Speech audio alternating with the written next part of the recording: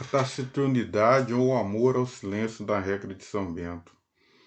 Eu assisti uma reportagem sobre os monges beneditinos, né, que tratava sobre o silêncio, e isso me entusiasmou a falar sobre esse assunto, a importância do silêncio na nossa vida prática.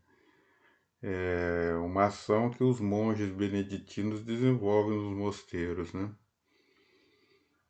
Isso me motivou e eu percebi essa importância, né? Do silêncio, do amor ao silêncio. A regra de São Bento foi escrita por Bento de Núrcia no século VI. Ela contém preceitos destinados a regular a vivência em uma comunidade monástica regida por um abade. Que eu vou explicar aqui é para a gente transportar para a nossa realidade do dia a dia, né? Ela trata a regra de São Bento, dentre outros, da taciturnidade, ou seja, do amor ao silêncio, não é o mutismo, o amor ao silêncio.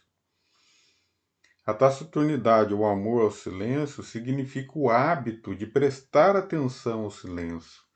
É um amor voluntário e virtuoso ao silêncio. Virtude vem de força, né? É uma força. É o silêncio como uma força, que é o fruto da humildade. Precisamos ser humildes para alcançar o reino do céu, né?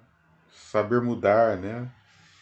O que vai permitir que se expresse com moderação, que se fale aquilo que se tem que ser falado e nada mais. Não existe uma doutrina sobre o silêncio nas Sagradas Escrituras. Ela contém textos das Sagradas Escrituras que refere tanto ao falar quanto ao ficar calado. Por exemplo, no livro de Eclesiastes diz que há um tempo para ficar quieto e um tempo para se falar. A linguagem é o meio pela qual o ser humano ele expressa seus sentimentos. Algumas vezes é importante nós mantermos esses sentimentos dentro do nosso coração e não expressá-los.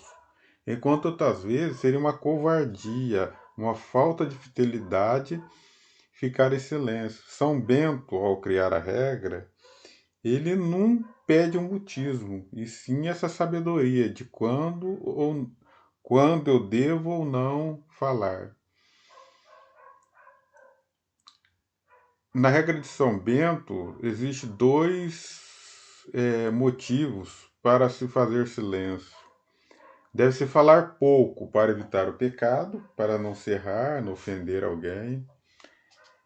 E deve-se calar e ouvir porque tem que me comportar como discípulo. Ou seja, eu tenho que estar aberto à minha mudança, a ouvir a voz que vem do alto de Deus, né? Na tradição monástica se criou a ideia de que o homem sábio é aquele que sabe meditar, que sabe pesar suas palavras. E isso também veio das escolas filosóficas. Portanto, os monges, como discípulos e cultivadores dessa sabedoria, praticavam e ensinavam moderação no uso da palavra. É preciso encontrar um equilíbrio entre o silêncio e a palavra. Isso que é ser taciturno, saber falar apenas o necessário, né? O silêncio prepara, né? Esse silêncio de um taciturno nos prepara para ver a voz de Deus. É a possibilidade que você tem para entreter com Deus. Esse silêncio oriundo do amor ao próprio silêncio, né? Os antigos monges ensinavam que a moderação no uso da palavra era decorrência do Evangelho, pois nosso Senhor avisa que no dia do juízo iremos prestar conta de toda palavra que falamos. Agora uma comparação aqui do silêncio com a noite, né? A noite coloca um véu sobre a terra, sobre a criação de Deus, mas ela revela as profundezas de Deus para nós. Como a noite, o silêncio também age da mesma forma. Assim como a noite que vela tudo, mas abre para você outra perspectiva, a mesma coisa o silêncio faz conosco. O silêncio cala a voz da palavra, mas é uma outra linguagem que temos que descobrir fazendo silêncio. A humildade tem que ser a característica do nosso falar. O silêncio na taciturnidade, nesse amor ao silêncio, nessa atitude taciturna de saber falar na hora certa, o mínimo possível, o saber calar, o saber falar, consiste na privação da palavra, que deriva do desapego da vontade própria e do modo de perceber as coisas.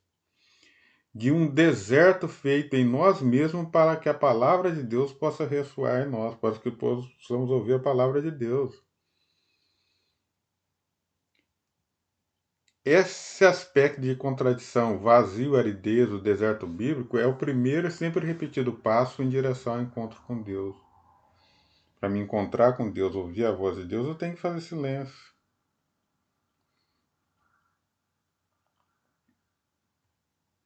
Muitas vezes o silêncio é sentido como uma nostalgia do inefável, ou seja, daquilo que não se pode descrever. Entretanto, o que temos aqui na regra de São Bento é um silêncio que é feito por Deus, pela sua ação em nós, manifestada no cotidiano concreto e nas relações fraternas. E é um silêncio com objetivo, né? O valor do silêncio tem sido redescoberto, pois as pessoas sentem essa necessidade dessa quietude, dessa paz, dessa tranquilidade para ouvir a palavra de Deus, única capaz de dar significado à nossa vida.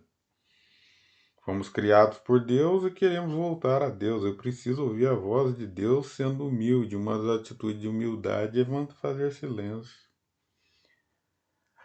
A doutrina da regra de São Bento sobre o silêncio faz parte das práticas ascéticas, ou seja, que visa o meu desenvolvimento espiritual, juntamente com a obediência, a humildade e as boas obras. Temos aqui um silêncio da vida prática do cotidiano. Então é isso que eu gostaria de exprimir. Vi uma reportagem sobre os monges beneditinos e vi perceber essa importância do silêncio na vida nossa prática de não monges, né? Na vida nossa aqui, com uma maneira de desenvolvimento espiritual nosso.